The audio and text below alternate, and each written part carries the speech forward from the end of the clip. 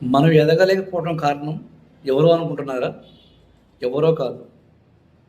మనకు మనమే. నీకు నువ్వే. చెప్పనా? పక్కవాడు ఏం పని చేస్తున్నాడో, పక్కవాడు ఏం చేస్తున్నాడో, పక్కవాడు ఏం కొంటున్నాడో నీకు అవసరమా? నీ పనేంటి? మీ ఫ్యామిలీ ఏంటి?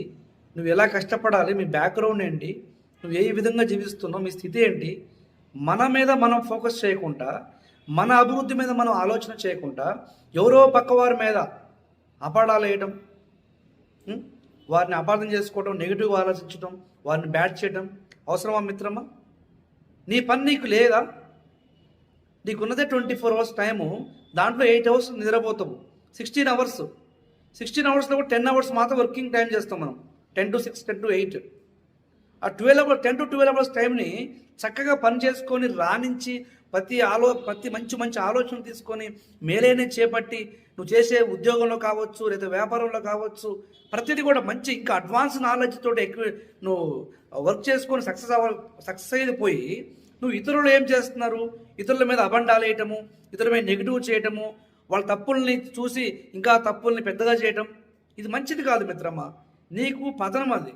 కనుక పక్కవారిని విడిచిపెట్టి నీ పని మీద, నీ వర్క్ మీద నువ్వు ఫోకస్ చేస్తే నువ్వు ఖచ్చితంగా సక్సెస్ అవుతావు. నేను ఏ పని చేసినా సక్సెస్ అవ్వట్లేదు, నేనే చేయలేకపోతున్నాను అని బాధపడుతుంటావు.